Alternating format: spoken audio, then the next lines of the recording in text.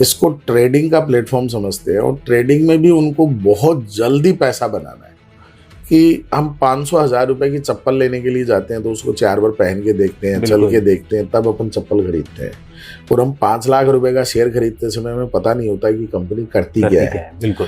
हमारे यहाँ मारवाड़ी में एक कहावत है कि जच्चा नहीं तो करके देख ले, नहीं करेड़ा का घर देख ले। मैं आपको 500 स्टॉक ऐसे बता सकता हूँ जो 50 गुना से ज्यादा बढ़े हैं पिछले 10 साल में। 31 करोड़ रुपीज इन्वेस्टमेंट किए थे, आज उनका 1200 करोड़ का पोर्टफोलियो है। बिल्कुल। इस तरीके से बहकावे में आके आपके जीवन का डिसीजन आप ले रहे हो तो आप वैसे भी जीवन में कभी भी सक्सेस नहीं हो सकते। अभी जैन सोल करके एक कंपनी है, अभी वो कोई एक ईवी स्कूटर की कंपनी है। तो अगर उन कंपनियों के अंदर कोई गलत खबर आ रही है तो उसको कभी भी आप एवरेज आउट के मेथड में मत जाइए, उसमें आप जितनी जल्दी निकलेंगे उतना आप सुखी रहेंगे। एडवर्सिटी को अपॉर्चुनिटीज में कन्वर्ट करना ही एक एंटरप्रेन्योर का काम है। तो सर आपने कभी इनिशियल डेज में लॉस फेस किया?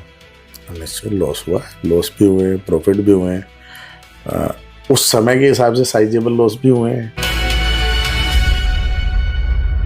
Hello everyone, welcome back to the Shubham Agarwal show where the money really matters. जैसा कि हमने आपसे बात करी थी कि हम लोग फाइनेंस की पर्सनैलिटीज, बिजनेस माइंड्स और एंटरप्रेन्योर्स के साथ मुलाकात करेंगे, आप तक वो इन्फॉर्मेशन पहुंचाएंगे कि ट्रेडिंग, इन्वेस्टिंग और फाइनेंस में हम उनसे कैसे एक नॉलेजफुल कंटेंट लेके आ सकते हैं। तो इसी सीरीज में आज हमारे साथ है चॉइस ब्रोकिंग के एमडी, और आप उनको जानते भी होंगे, आपने बहुत बार उनको टीवी पे या फिर आप कह लीजिए यूट्यूब पे बहुत देखा होगा, मिस्टर कमल जी पोद्दार। कमल सर, स्वागत है आपका हमारे चैनल पे, और इस शो में आने के लिए बहुत बहुत धन्यवाद सर। आज कमल सर से हम इनसाइट्स लेंगे, बिजनेस के इनसाइट्स, ट्रेडिंग के लिए आपके जो यंग लोग आ रहे हैं आज के डेट में मार्केट में, उनके लिए एडवाइस क्या होगी, और बाकी सारी चीजों के ऊपर जो एडवाइस हम इनसे ले सकते हैं। मेरी कोशिश रहेगी मैं इनसे हर वो क्वेश्चन करूं और आप तक वो पहुंचाऊं। तो सबसे पहले कमल सर, चॉइस की स्टार्टिंग कैसे हुई, इसकी शुरुआत कैसे हुई, उसके ऊपर थोड़ा बताइए। शुभम, चॉइस की शुरुआत के पहले मैं आपको बताना चाहूँगा कि जैसे कि राजस्थान से इन जनरल सब लोग सीए करने के लिए बॉम्बे आते हैं जी, वैसे ही हम भी 1999 में सीए करने के लिए बॉम्बे आए। पहले हमारी parent firm SK Patodia and associates जो थी उसमें हमने काम किया, और अप टू 2009 सीए फर्म में ही सारा काम करते थे हम। 2009 में जब हमको लगा है कि सीए फर्म में बहुत सारी लिमिटेशंस हैं, हमारे सपने बड़े थे, बड़ा काम करना था, तो उसके लिए कोई कॉर्पोरेट की आवश्यकता थी, तो हमने चॉइस इंटरनेशनल लिमिटेड, ये लिस्टेड कंपनी थी जिसको हमने टेक ओवर किया था। ओके। और 2009 ऑनवर्ड्स फिर हमने चॉइस की जर्नी चालू की। तो चॉइस की जर्नी 2009-2010 से स्टार्ट हुई, और उसके पहले जो बेस फाउंडेशन है वो हमारा सीए फर्म के थ्रू रहा, जिसका नाम है एसके पाटोदिया एंड एसोसिएट्स। यानी चॉइस की जर्नी आपने 2009 से स्टार्ट करवाई है और आप लोगों ने इसको टेक ओवर किया था उसके बाद। सर, उस वक्त विजन क्या था आपके दिमाग में कि आपने जैसे कहा सपने बड़े थे, what kind of dreams? Shubham, हमारी ऑफिस जनरली हमेशा अंधेरी ईस्ट में रही और हम पवई की तरफ रहते हैं, तो मैं रोज एलएनटी को सुबह और शाम दोनों टाइम क्रॉस करता था। सुबह आते टाइम एलएनटी क्रॉस करता और शाम को जाते टाइम एलएनटी क्रॉस करता है। तो मेरे मन में हमेशा एक विचार आता था कि 1937 में लार्सन और टूब्रो दो ब्रदर्स थे जिन्होंने ये कंपनी बनाई।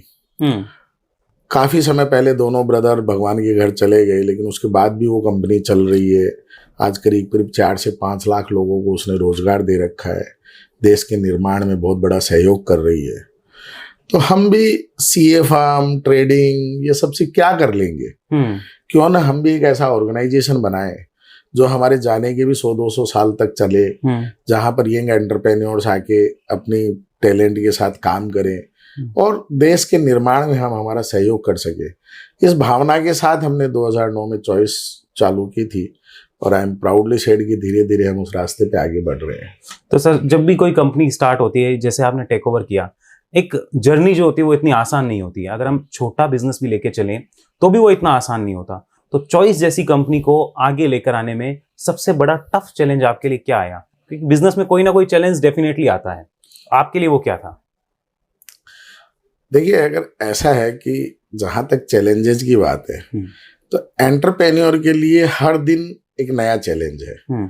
हम बिजनेस के चैलेंजेस को कोई डूज एंड डोंट्स की कैटेगरी में डिफाइन नहीं कर सकते। मैं इसको हमेशा अलग तरीके से एक्सप्लेन करता हूँ कि जब हम पढ़ते थे तो हमारे को नेक्स्ट क्लास में ले जाने के लिए एग्जाम लगती थी। हम एग्जाम देते थे, अगर एग्जाम में हम पास हो गए तो हम अगली क्लास में चले जाएंगे, अगर नहीं पास हुए तो हम उसी क्लास में रह जाएंगे।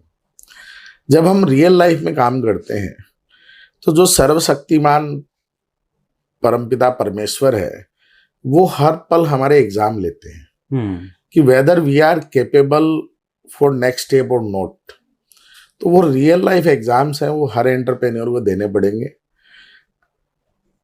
आप जितने धैर्य से, जितनी पॉजिटिविटी से उन चीज़ों को पास करेंगे उतने ही आप आगे चलते जाएंगे। सो ऐसा कोई हर्डल हमारी लाइफ में नहीं आया कि मैं ये कहूँ कि जैसे कि हम कई बड़े ऑर्गेनाइजेशंस के बारे में सुनते हैं कि वो एक बार बैंकरप्ट हो गए फिर वापस खड़े हुए। ऐसा ईश्वर की कृपा रही हमेशा। चैलेंजेस आए, लेकिन जैसे चैलेंजेस आए वैसे वो मीट आउट भी होते गए और धीरे धीरे रास्ता बनता गया, आगे बढ़ते गए। सर अभी की डेट में जैसे चॉइस है, चॉइस क्या करती है, थोड़ा सा दर्शकों को बताइए कि चॉइस उनके लिए क्या सर्विसेज दे सकती है। चॉइस इंटरनेशनल लिमिटेड हमारी पेरेंट होल्डिंग कंपनी है, जिसके नीचे अलग अलग सब्सिडरीज है जिसमें हम अलग अलग तरह की सर्विसेज देते हैं। सबसे पहले और सबसे बड़ा जो हमारा वर्टिकल है वो इक्विटी ब्रोकिंग का, जो हमने सबसे पहले शुरू किया था। उसमें हम पूरे हिंदुस्तान में इक्विटी ब्रोकिंग, डेरिवेटिव्स, कमोडिटीज, इसकी ट्रेडिंग का प्लेटफॉर्म प्रोवाइड करवाते हैं। ठीक है। टेक्नोलॉजी के साथ है पूरा का पूरी चीजें, और उसमें हम इंडिया में आज के दिन टॉप 20 ब्रोकर्स के अंदर आते हैं। उसके अलावा हम इंश्योरेंस ब्रोकिंग में काम कर रहे हैं, वेल्थ मैनेजमेंट डिस्ट्रीब्यूशन में हम काम कर रहे हैं, इन्वेस्टमेंट बैंकिंग में हम काम कर रहे हैं, एनबीएफसी हम चॉइस फिनसर्व के नाम से चला रहे हैं, जो 5 स्टेट में एमएसएमई और सोलार के ऊपर फंडिंग का काम हम कर रहे हैं। उसके अलावा हमारे 2 डिपार्टमेंट ऐसे हैं जहां हम गवर्नमेंट को सर्विस देते हैं। ओके।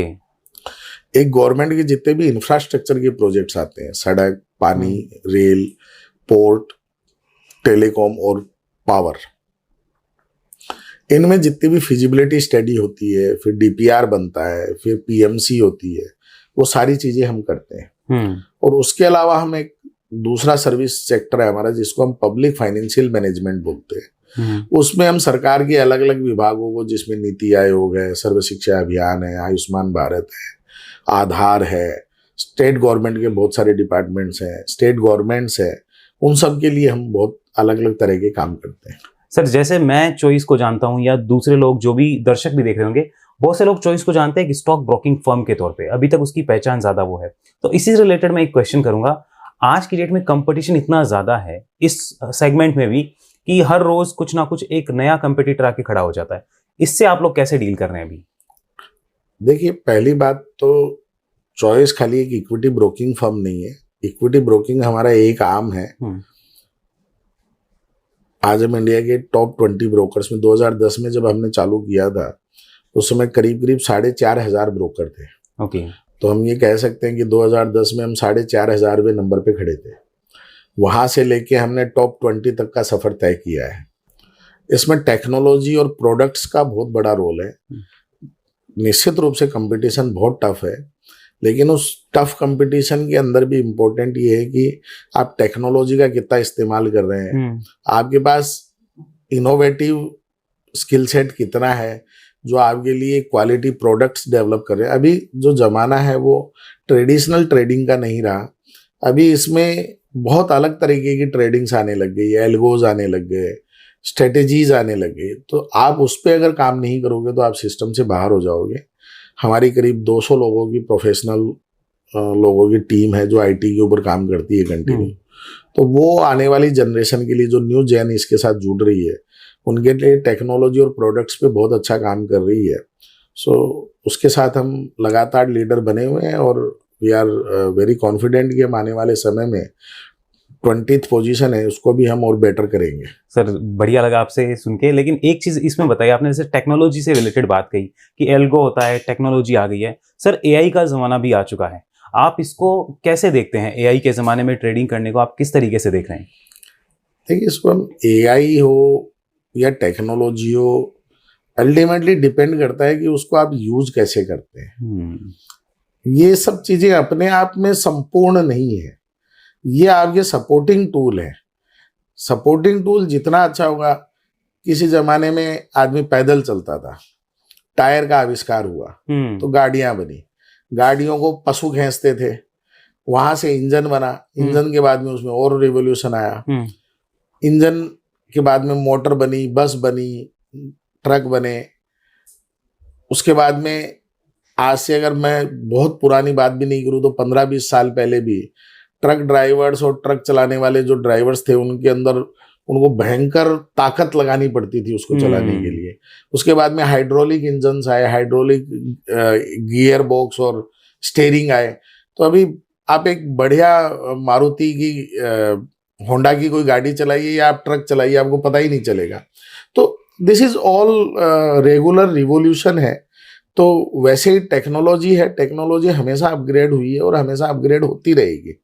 तो आप उसको कैसे यूज करते हो, ये पूरा खेल उस पर डिपेंड है। मतलब सर के कहने का मतलब जो मैं समझ पाया हूँ दैट एआई एक सपोर्टिंग टूल हो सकता है, वो कभी डिसीजन मेकिंग पावर नहीं ले सकता।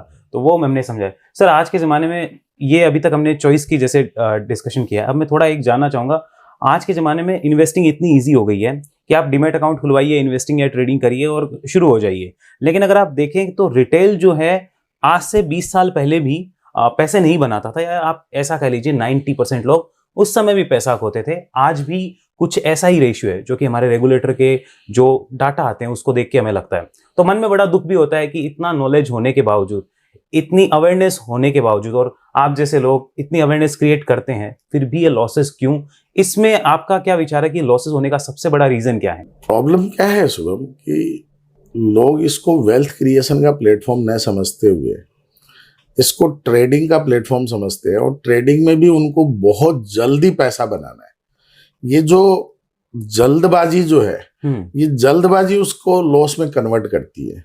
कल ही वॉरेन बफेट साहब की एजीएम में उनका स्पीच हुआ था। पूरी दुनिया के फंड मैनेजर्स उनके एनुअल स्पीच सुनने के लिए जाते हैं। मुझे भी 2015-16 में उनकी स्पीच सुनने का मौका मिला था, मैं गया था वहाँ पे।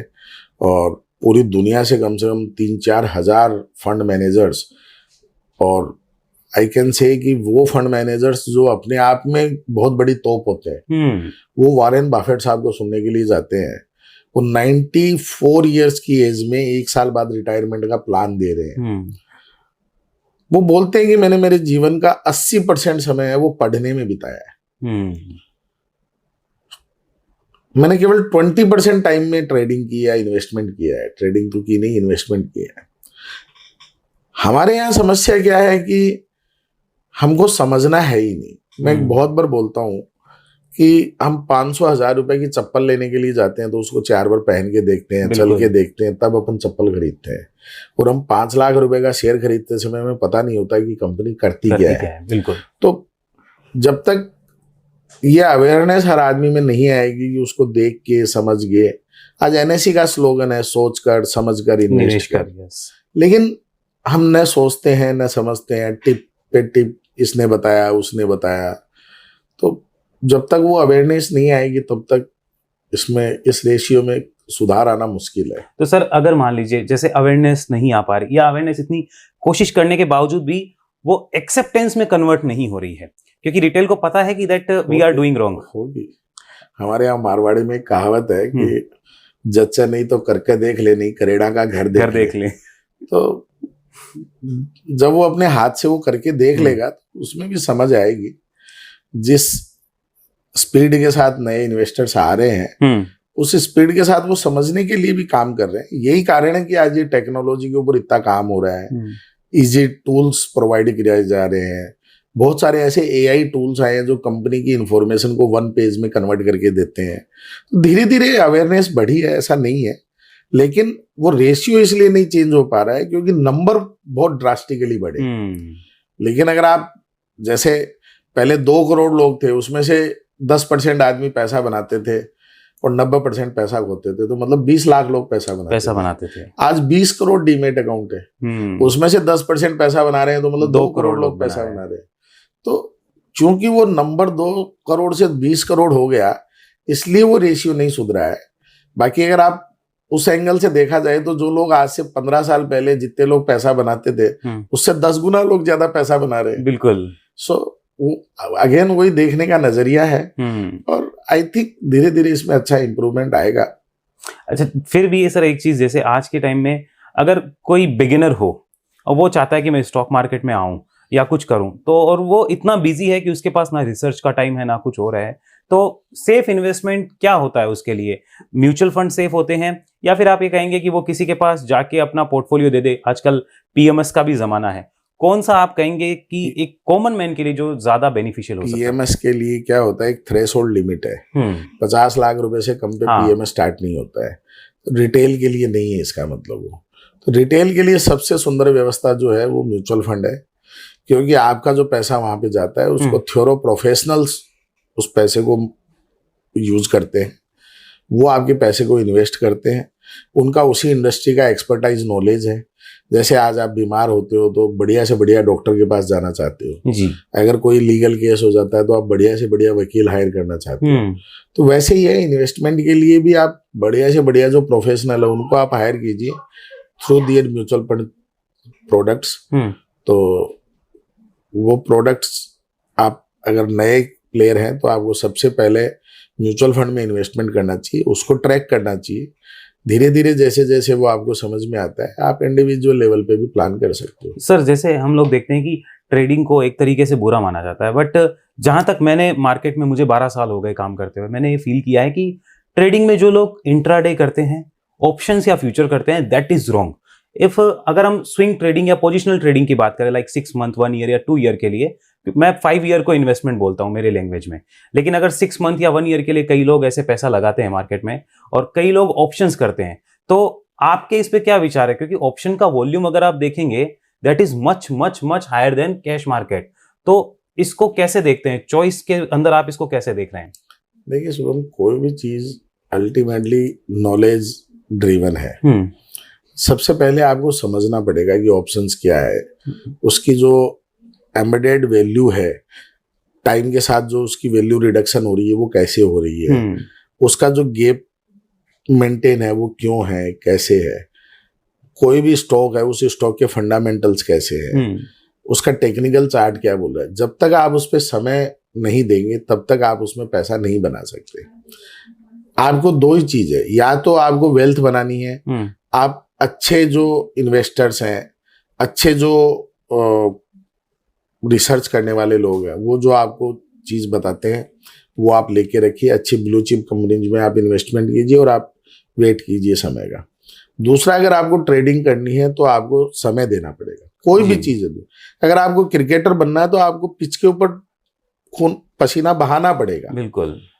आज उसेन बोल्ट ने 22 सेकंड में 3 गोल्ड मेडल जीते, तो क्या उसने 22 सेकंड मेहनत करी? बहुत सालों की मेहनत। उसने उस 22 सेकंड के लिए 2200 घंटे या 22,000 घंटे या 2 लाख घंटे ट्रैक के ऊपर पसीना बहाया होगा, तब जाके वो 22 सेकंड आए थे। बिल्कुल। और हम ये चाहते हैं कि हम 22 सेकंड के अंदर करोड़ रुपए कमा लें, और उसके लिए हम 22 मिनट भी देना नहीं चाहते, तो ये संभव नहीं है। बिल्कुल। तो ट्रेडिंग अच्छा ऑप्शन है, लेकिन ट्रेडिंग के बेसिक्स आपको सीख के जाना। आज एक बहुत छोटी सी बात है, अगर कोई प्लम्बिंग का भी काम शुरू करता है तो वो अपने किसी गुरु के साथ शागिर्द बन के जाता है जी। 4-6 महीने वो उसके साथ काम करता है, उसके बाद में वो प्लम्बिंग का काम चालू करता है, मोटर मैकेनिक का काम है, कोई भी आप जो स्किल बेस्ड काम हो। लेकिन ट्रेडिंग करने के लिए जब हम जाते हैं तो हमको लगता है कि नहीं, हम खुद ही कर लेंगे। तो जब तक आप इस चीज से बाहर नहीं निकलोगे तब तक आपको बेसिक तो उसका समझना पड़ेगा, वो समय आपको उसमें देना पड़ेगा। समय का आप अगर इन्वेस्टमेंट करेंगे तो आपको रिटर्न्स अच्छे आएंगे। सर, जैसे कि एक चीज मैं आपसे ये पूछना चाहूंगा, आपने एक वर्ड यूज किया था, फंडामेंटल एंड टेक्निकल दोनों का नॉलेज होना चाहिए। सर, टेक्निकल को लेकर जो रिटेल का परसेप्शन है, लाइक नहीं, कुछ अप्लाई नहीं होता है, कुछ भी नहीं होता है, ऐसा नहीं होता है। फंडामेंटल को लेके भी एक परसेप्शन है, बिकॉज रिटेल ये समझता नहीं है कि अगर आप पेपर इंडस्ट्री का फंडामेंटल देख रहे हो और आप उसमें कुछ नियम बना रहे हो तो वो आईटी इंडस्ट्री में अप्लाई नहीं होने वाले। वो सोचते हैं कोई पी रेशियो देख लिया, कुछ ऐसा देख लिया। तो आप जब भी किसी भी ऐसे रिटेल को देखते हैं कि जो फंडामेंटल और टेक्निकल में कंफ्यूज होते हैं, तो क्या आप उनको ये सलाह देना चाहेंगे कि फंडामेंटल देखने उतने ही इंपॉर्टेंट टेक्निकल भी होते हैं, या सिर्फ फंडामेंटल देख के आप ट्रेडिंग या इन्वेस्टिंग में जा सकते हैं? देखिए, फंडामेंटल जो है वो आपके लॉन्ग टर्म इन्वेस्टमेंट के लिए जरूरी है। अगर फंडामेंटल अच्छा नहीं है तो वो शेयर अल्टीमेटली चल नहीं सकता, सस्टेन नहीं करेगा। टेम्परेरी उसमें कोई उतार चढ़ाव आ सकता है लेकिन वो अल्टीमेटली सस्टेन नहीं करेगा। टेक्निकल चार्ट है वो आपकी शॉर्ट टर्म ट्रेडिंग्स के लिए होती है। टेक्निकल चार्ट आपको उसमें जो day to day plus minus हो रहा है, जो छोटी इंफॉर्मेशन बेस्ड जो उसमें ट्रेडिंग अपॉर्चुनिटीज आ रही है, वो आपको गाइड करते हैं। तो अगर आपको लॉन्ग टर्म इन्वेस्टमेंट करना है तो फंडामेंटल इटसेल्फ सफिशिएंट है, बिल्कुल। लेकिन अगर आपको उसको और लिवरेज करना है, आपको जो स्टॉक आपने लिया हुआ है उस पर आपको ट्रेडिंग भी करनी है, तो आपको टेक्निकल का नॉलेज भी होना चाहिए। ये चीज़ मुझे भी समझ में आई कि सर ने जैसे बोला टेक्निकल का नॉलेज होना चाहिए। सर अब एक चीज़ मैं पूछना चाहूँगा, लाइक एक कॉमन मैन है जिसकी कैपिटल मान लीजिए 10 लाख है और वो चाहता है, वो कहता है कि मेरे को भी 1000 करोड़ 2000 करोड़ करने हैं, क्योंकि यहाँ आते ही पहले दिन से सपने इतने बड़े होते हैं कि आदमी उनके तले ही दब जाता है। तो 10 लाख की कैपिटल वाला ये सोचता है कि मैं किस टाइप से फंडामेंटल एनालिसिस करूँ। लाइक आपके पास अगर 10 लाख हो, आप एक कॉमन मैन हो, तो आप उस फंडामेंटल में क्या देखना चाहेंगे उस कंपनी के अंदर, भले ही वो किसी भी सेक्टर की हो, तो आप क्या देखते हैं सबसे पहले? कोई भी कंपनी में मोटा मोटी हम 2-3 चीजें देखते हैं। सबसे इम्पोर्टेंट है कि प्रमोटर कैसा है, क्योंकि बिजनेस हमेशा आदमी करता है। आदमी अगर इम्पोर्टेंट है तो वो बिजनेस को अच्छा कर देगा। पूरी दुनिया में एयरलाइन का धंधा है वो लॉस का धंधा है, लेकिन इंडिगो ने एक्सेप्शनल परफॉर्मेंस दी। बिल्कुल। तो इंडिगो ने एक्सेप्शनल परफॉर्मेंस दी है बिकॉज ऑफ द मैनेजमेंट। बिल्कुल।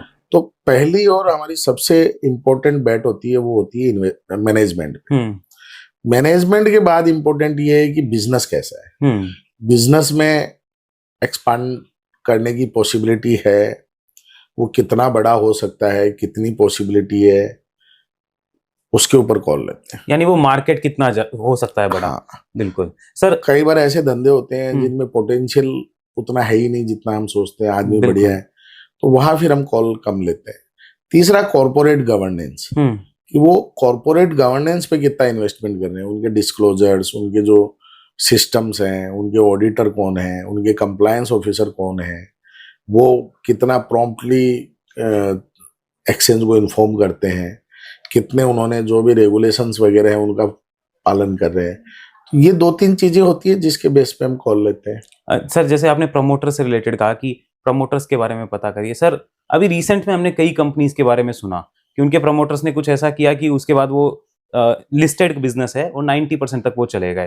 वो प्रमोटर्स को देख के ऐसा लगता है उन्होंने एक हसीन सपना बेचा था, दैट आइए हमारे पास इन्वेस्ट करिए and we will create wealth for you, but last में वो वेल्थ डिस्ट्रॉय हो जाती है। ऐसे कौन से रेड फ्लैग्स हैं जो एक रिटेल को प्रमोटर के अंदर देखने से पता चल सकते हैं?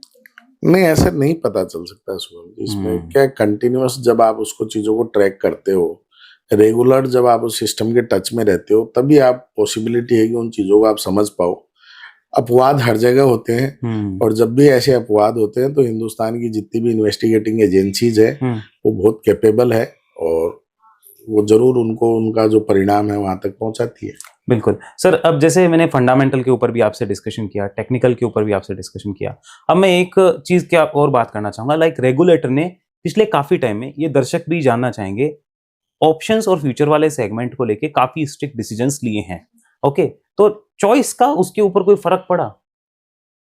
नहीं, चॉइस एज ए कंपनी कोई ऐसा फर्क नहीं है। निश्चित रूप से हमारी भी दलाली कम हुई है, क्योंकि जो ट्रेडिंग पहले जिस लेवल पे होती थी उसमें कम हुई है ट्रेडिंग, उसका इम्पैक्ट हुआ है।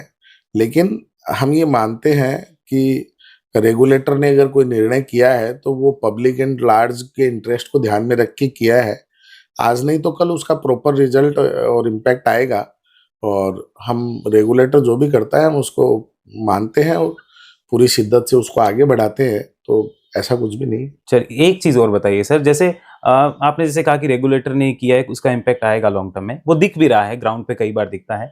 लेकिन सर एक जो दर्शकों के मन में भी चीज आती है, दैट मैं बहुत लोगों का कमेंट देखता हूं कि जैसे क्रिकेट की टीम बनाओ, आप वो काम कर रहे हैं, क्रिकेट की टीम बना रहे हैं, क्रिप्टो अनरेगुलेटेड है पूरा का पूरा, और स्टॉक मार्केट जिसमें कि एक कंपनी है प्रॉपर जिसकी वैल्यू है, उसके फ्यूचर और ऑप्शन के ऊपर गवर्नमेंट के एक्शंस आते हैं। आपको कभी शिकायत नहीं होती इससे कि यार ये चीज हमारे बिजनेस में इंपैक्ट करती है, बट वो बिजनेस जो कि प्योर सट्टा है उसको लेके इतने कोई रेस्ट्रिक्ट रेगुलेशंस अभी नहीं आए मार्केट में? कंपैरिजन ही नहीं है ना। अच्छा। भाई कोई चीज रेगुलेटेड ही नहीं है तो वो रेगुलेटेड इसीलिए नहीं है कि उसमें कोई सर्टेनिटी नहीं है, उसमें कोई भविष्य नहीं है, वो लेजिटिमेट काम नहीं करती है। तो उसका और हमारे स्टॉक मार्केट का कंपैरिजन करना ही गलत है।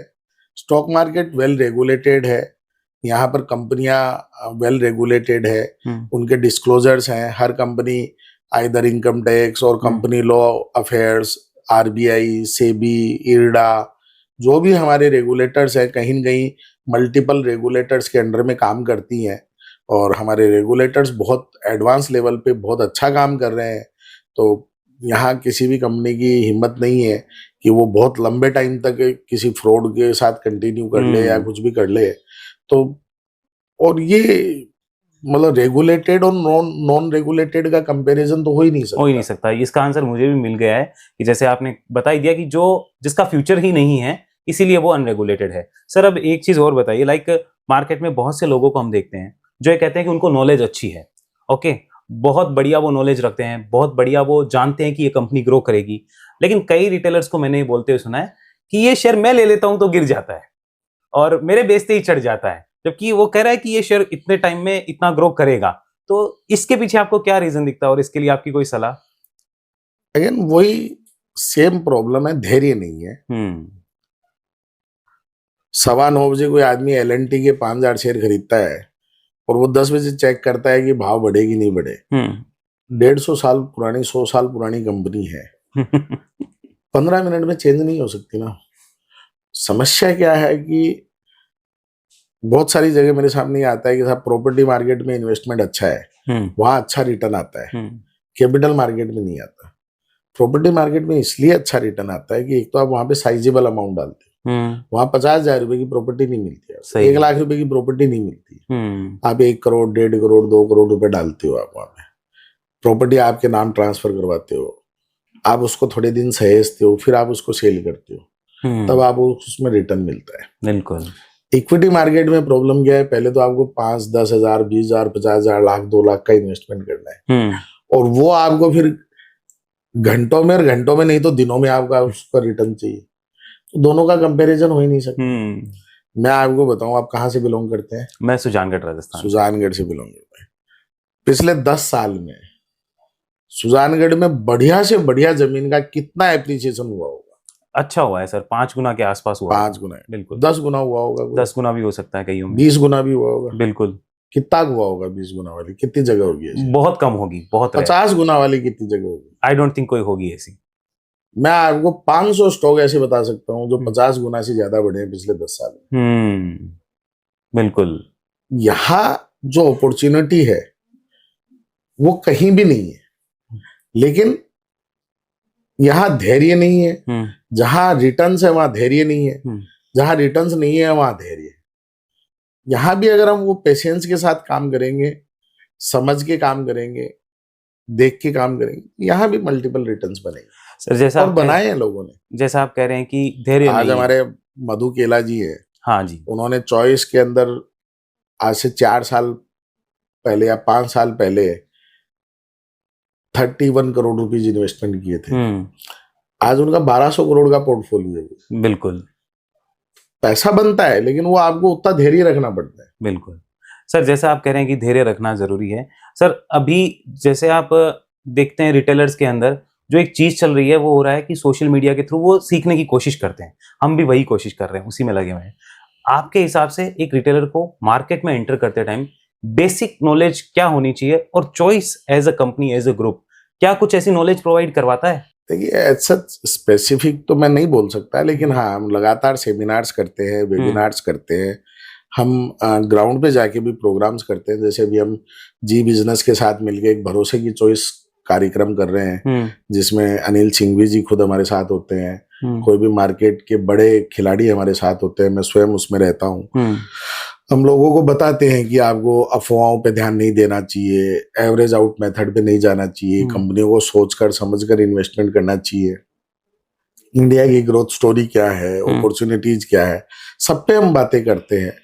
आज कोई भी बिगिनर्स अगर आता है तो जो रूल एक गाड़ी सीखने के लिए लगते हैं, मोटर ड्राइविंग की वो क्लासेस करता है, लाइसेंस लेता है, उसके बाद में वो गाड़ी चलाना सीखता है, गाड़ी चलाने में भी धीरे धीरे सीखता है। बिल्कुल। कोई भी, आप कोई भी एग्जाम्पल उठा लीजिए, वहां आदमी समय देता है, यहाँ आदमी समय नहीं देना चाहता। ओनली प्रॉब्लम इज कि उसको ये लगता है कि मैं अब भी गया और कल का कल मैं करोड़पति हो जाऊंगा। बिल्कुल, ये माइंडसेट से जब तक वो बाहर नहीं निकलेगा तब तक वो पैसा नहीं बना पाए। सर जैसे आपने ये बताया कि ये माइंडसेट है, ये माइंडसेट बनाने में सर सोशल मीडिया का बहुत बड़ा हाथ रहा है, क्योंकि उन्होंने सपने बहुत दिखाए हैं। मैं एक चीज आपसे जानना चाहूंगा, जैसे मैं बहुत बार देखता हूँ, बहुत से लोग सोशल मीडिया पे कहते हैं कि आप स्टॉक मार्केट सीखिए, आप अपनी जॉब छोड़ दीजिए, अपना बिजनेस छोड़ दीजिए, घर पे बैठ के ट्रेडिंग इन्वेस्टिंग करिए। इसके लेकर आपके विचार क्या है सर?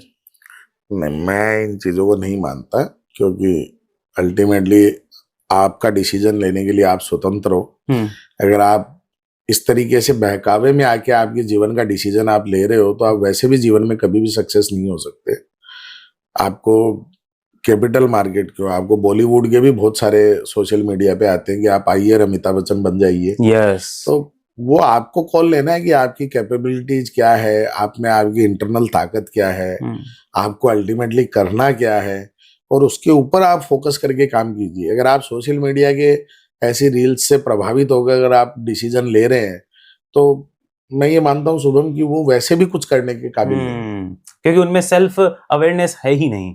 बिल्कुल सर, एक चीज और बताइए जो मैं जानना चाहता हूँ कि लाइक मार्केट में भी मैं देखता हूँ इस चीज को। मैंने जब ट्रेडिंग इन्वेस्टिंग स्टार्ट करी तो मैंने स्टार्टिंग डेज में लॉस किए थे, और मेरे को जो गवर्नमेंट से स्कॉलरशिप मिली थी वो भी मैंने फेंक दी थी पानी में, आप ऐसा कह सकते हैं।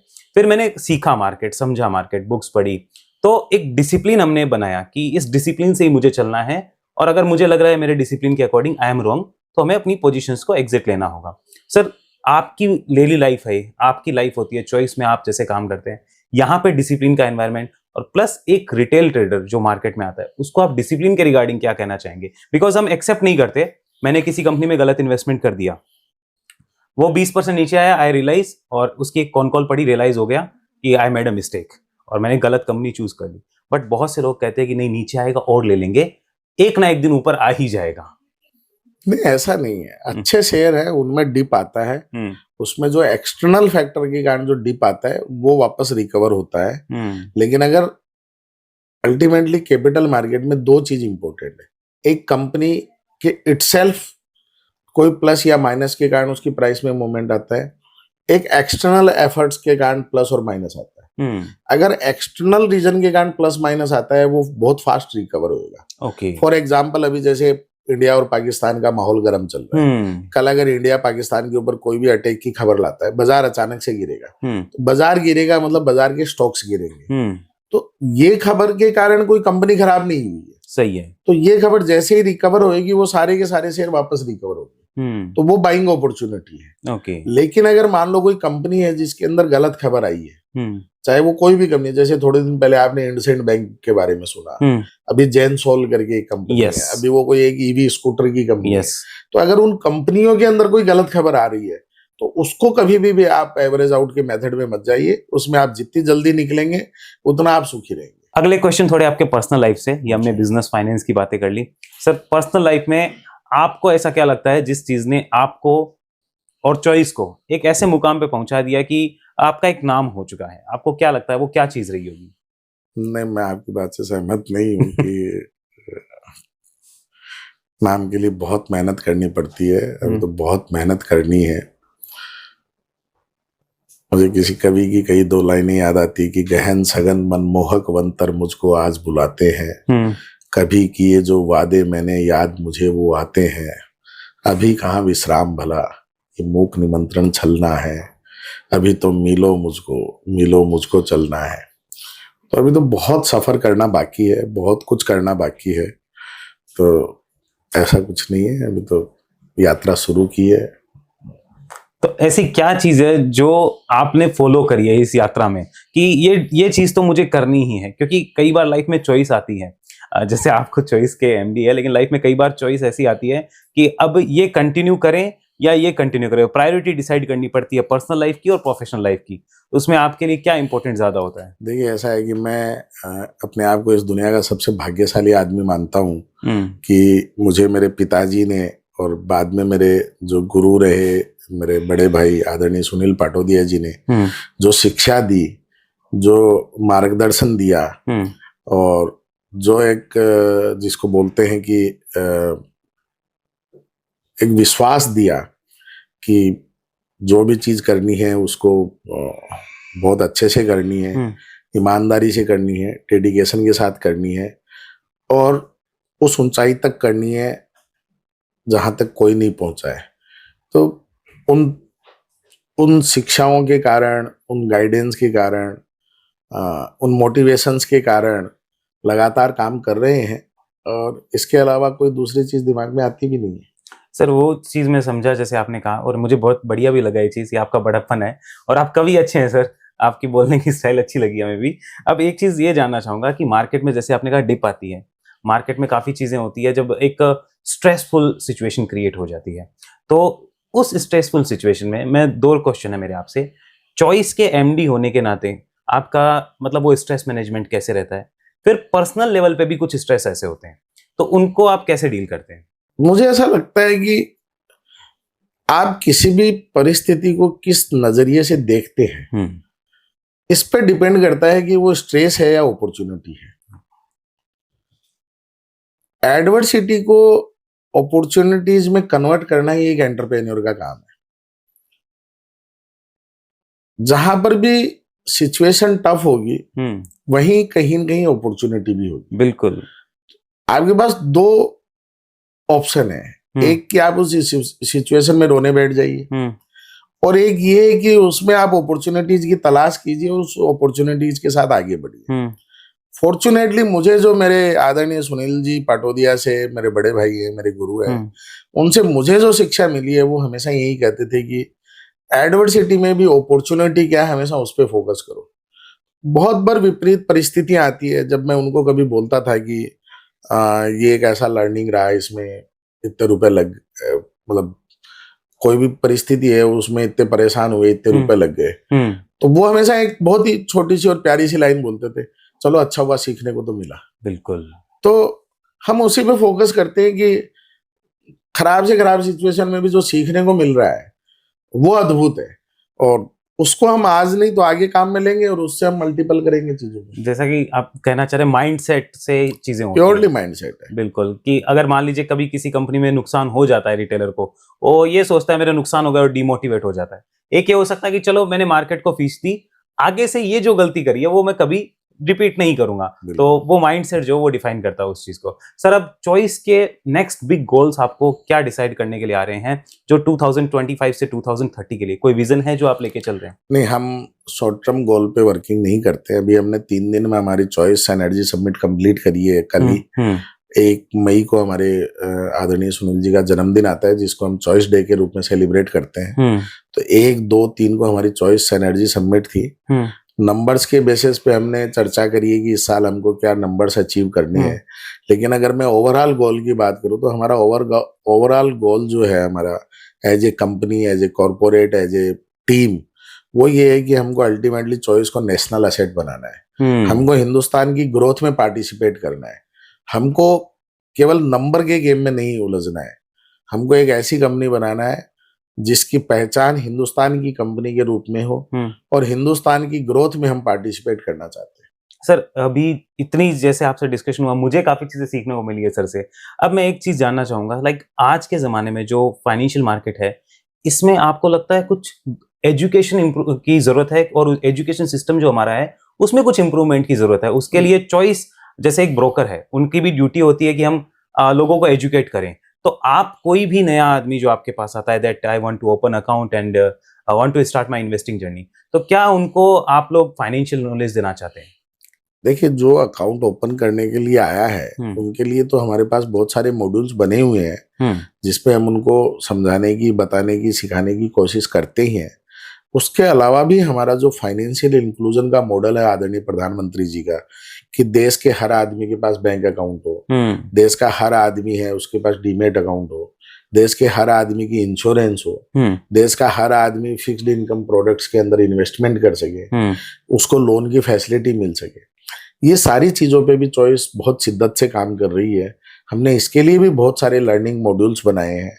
हमने इसके लिए पूरे 45 मिनट 50 मिनट्स के ऐसे लर्निंग लेसन्स बनाए हैं जो हम हिंदुस्तान के कोने कोने में पहुंचा रहे हैं। और हमारी पूरी कोशिश है कि जो अंतिम पंक्ति में खड़ा व्यक्ति है वहां तक चॉइस पहुंचे, उसको फाइनेंशियल इंक्लूजन के बारे में बताए। क्योंकि जब हम 2047 में विकसित भारत का सपना देख रहे हैं, तो विकसित भारत का हमारा सपना तभी पूरा होगा जब हम देश के आखिरी आदमी तक हम बैंक फैसिलिटी, हम म्यूचुअल फंड फैसिलिटी, हम इंश्योरेंस फैसिलिटी पहुंचा पाएंगे। तो उसके लिए चॉइस भी सतत रूप से प्रयास कर रही है। तो सर अब एक फन फायर राउंड कर लेते हैं। आपको 1 वर्ड में आंसर देना है जो मैं पूछूं उसके रिगार्डिंग। हालांकि कई क्वेश्चन का आंसर आपने दिया है। जैसे मेरा पहला क्वेश्चन है स्टॉक मार्केट या रियल एस्टेट, उनमें आपको कौन सा फेवरेट लगेगा? तो आपका आंसर मेरे को मिल चुका है उसमें। मैं आपसे ये जानना चाहूंगा, ये मुझे वर्क फ्रॉम ऑफिस होता है और एक वर्क फ्रॉम होम होता है, आपके लिए बेनिफिशियल कौन सा ज्यादा होता है? Work from office. Work from office. Sir gold या क्रिप्टो? आजकल इमरजेंसी के लिए गोल्ड, आपके लिए गोल्ड। सर क्रिप्टो की ट्रेडिंग जो है वो आपको क्या लगती है, गैम्बलिंग लगती है या कोई एसेट है? नहीं, देखिए, मैंने आपको बताया कि हमारा विजन है चॉइस को नेशनल एसेट बनाना। हम देश की ग्रोथ में भागीदारी चाहते हैं। जो प्रोडक्ट मेरे देश की सरकार इलीगल मानती है, मेरे देश की सरकार ने जिन चीज़ों को लीगल सिस्टम में अडॉप्ट नहीं किया हुआ है, मेरे लिए वो महत्वहीन है। हम ऐसी चीज़ों के ऊपर न तो काम करना चाहते हैं, न हम उन चीज़ों पे फोकस करते हैं, और न हमारा ऐसा कोई चाहे वो कितना भी फायदा है, कितना भी नुकसान है, लेकिन अगर वो हमारे सरकारी सिस्टम में, हमारे देश की अर्थव्यवस्था में अगर वो सही नहीं है, तो वो हमारे लिए बिल्कुल भी लुक्रेटिव नहीं है। ठीक है सर। अब एक और चीज, आपकी कोई फेवरेट स्टॉक मार्केट बुक या आपने कोई ऐसा कोई ऑथर देखा जिसने आपको काफी प्रभावित किया हो? बुक्स से तो मुझे बहुत लगाव, आप जैसा मैं देख पा रहा हूँ। यस। तो बुक्स को मैं मेरी एसेट मानता हूँ, और बुक पढ़ना मेरा लगातार शौक रहा है। नॉट स्पेसिफिक स्टॉक मार्केट, लेकिन मुझे अच्छे लोगों की जीवनी, अच्छे कॉरपोरेट्स की पूरी हिस्ट्री और अच्छे कवियों की किताबें पढ़ना मुझे अच्छा लगता है, और मैं उनका संग्रह भी करता हूँ और लगातार पढ़ता भी हूँ। सर चॉइस को जैसे आपने एक्वायर किया, टेक ओवर किया था, उससे पहले क्या आपने कभी स्टॉक मार्केट में ट्रेडिंग या इन्वेस्टिंग करी थी? हाँ बिल्कुल। हम आर्टिकल जब बॉम्बे आए थे, तो स्टॉक मार्केट ही हमारा पैशन था। ओके। तो 2002 में हमारी आर्टिकलशिप कंप्लीट हुई थी, सीए बने, तो तब भी हम ट्रेडिंग करते थे। तो सर आपने कभी इनिशियल डेज में लॉस फेस किया? निश्चय लॉस हुआ, लॉस भी हुए, प्रॉफिट भी हुए, उस समय के हिसाब से साइजेबल लॉस भी हुए हैं। ओके। तो वो तो part and parcel of the, जैसे जैसे सीखते गए थोड़े कम होते गए लॉस। लॉस आज भी हो सकता है, ऐसा नहीं है, लेकिन आज हम पर्सनल ट्रेडिंग करते नहीं है। आज हमारा पूरा फोकस जो रहता है वो चॉइस की वर्किंग के ऊपर रहता है। तो चॉइस में हमारा कोई प्रॉप ट्रेडिंग का सिस्टम नहीं है, तो मतलब अब वो लॉस प्रॉफिट में नहीं रहे, लेकिन ट्रेडिंग करी है, लॉस भी किया है, प्रॉफिट भी किया है। ठीक है सर। अभी एक ब्रोकर जो होता है, जैसे आप एक ब्रोकिंग फर्म है, बहुत से लोग कहते हैं ब्रोकर को पार्टनर समझे या प्रॉब्लम समझे, क्योंकि ब्रोकरेज काफी हाई लगती है। उन लोगों को ऐसा लगता है हमारे लिए ब्रोकरेज काफी हाई हो गई। इस पे आपके क्या विचार हैं? बिल्कुल भी हाई नहीं है, अभी तो बहुत कम्पिटिटिव ब्रोकरेज है। अगर केवल ब्रोकरेज की बात करें तो ब्रोकर्स के लिए अपना खर्चा निकालना भी मुश्किल है। ओके। और अगेन वही है, कैपिटल मार्केट है, वो वेल्थ बनाने का प्लेटफॉर्म है।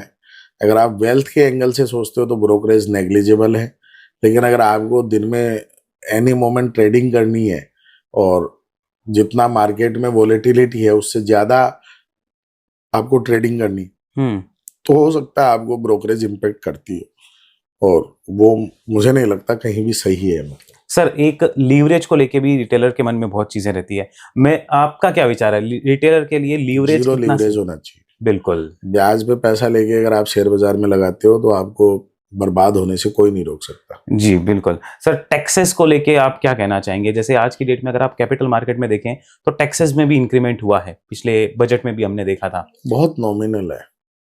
कैपिटल मार्केट पे टैक्स का बहुत इम्पैक्ट नहीं पड़ता है। टैक्स का इम्पैक्ट उस आदमी के लिए है जो 1 तारीख को सुबह 10 बजे घर से निकलता है, रोज रात को वापस 10 बजे घर घुसता है और 30 दिन तक लगातार मेहनत करता है, उसके बाद में उसको सैलरी मिलती है। वहां अगर टैक्स बढ़ता है तो निश्चित रूप से वो गलत है, क्योंकि उसको 1 महीने की मेहनत के बाद पैसा मिलता है। जिससे वो अपना घर चलाता है, अगर वहां पर सरकार टैक्स बढ़ा देती है तो वो गलत है, उसमें सरकार धीरे धीरे कम कर रही है। कैपिटल मार्केट में टैक्स का कोई बहुत विशेष फर्क नहीं पड़ता है, क्योंकि न तो कोई भी आदमी उतनी उस चीज के लिए मेहनत कर रहा है, न उतना होमवर्क कर रहा है, और न टैक्स को ध्यान में रख के कोई सौदा कर रहा है। तो मुझे नहीं लगता कि कैपिटल मार्केट पे टैक्स का कोई इम्पैक्ट होता है। जी ठीक है। रिटेलर और नॉर्मल ट्रेडर्स को, इंस्टीट्यूशंस लेवल पे जरूर इम्पैक्ट होता है इसका। जी सर, जैसे अभी एक मार्केट में मिथ चल रहा है कि म्यूचुअल फंड की जो अभी इनकम है जिस टाइप से, उस पे कई जगह पे टैक्सेस नहीं है, लाइक डिविडेंड पे टैक्सेस नहीं है, और कई जगह पे उनको म्यूचुअल फंड में छूट भी मिलती है, लाइक सेक्शन 80C में भी रिटेलर को छूट मिलती है कि आप टैक्स में अप्लाई करिए। ऐसा मार्केट में सुनने में आ रहा है कि हमारे जो गवर्नमेंट है, जो सरकार है, वो आने वाले टाइम में जैसे ही 15-20 साल होंगे, ये म्यूचुअल फंड्स मैच्योर होंगे, इन पे हैवी टैक्स लगा सकती है। तो रिटेलर मुझे बहुत बार पूछते हैं कि हम पैसा लगा तो रहे हैं म्यूचुअल फंड में, लेकिन जब हम विड्रॉ करने जाएंगे तब क्या पता हमारे लिए ऐसा हो कि 30% 40% टैक्स हो जाए। तो आपका इस पे क्या विचार होगा, मुझे बताइए। मुझे ऐसा लगता नहीं है, क्योंकि देश टैक्स रिजीम को कम करने की तरफ आगे बढ़ रहा है।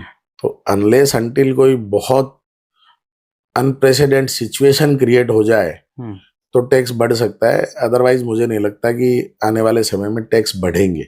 टैक्स परसेंटेज टर्म्स में भी, वैल्यू टर्म्स में भी कम ही होंगे। चलिए सर, आपकी बात सुन के अच्छा लगा, और होपफुली ऐसा ही हो जिससे कि सबको राहत मिले। ये हमारे साथ कमल सर थे, उनसे बात करके हमें बहुत मजा आया सर। आई होप आपसे हमें बहुत कुछ सीखने को मिला है, और आपको भी शायद इसमें मजा आया होगा ये सारी चीजें जुड़ के। और एक बार फिर से आपका बहुत बहुत धन्यवाद, और अब विदा लेते हैं सर आपसे। Thank you, you. नमस्कार।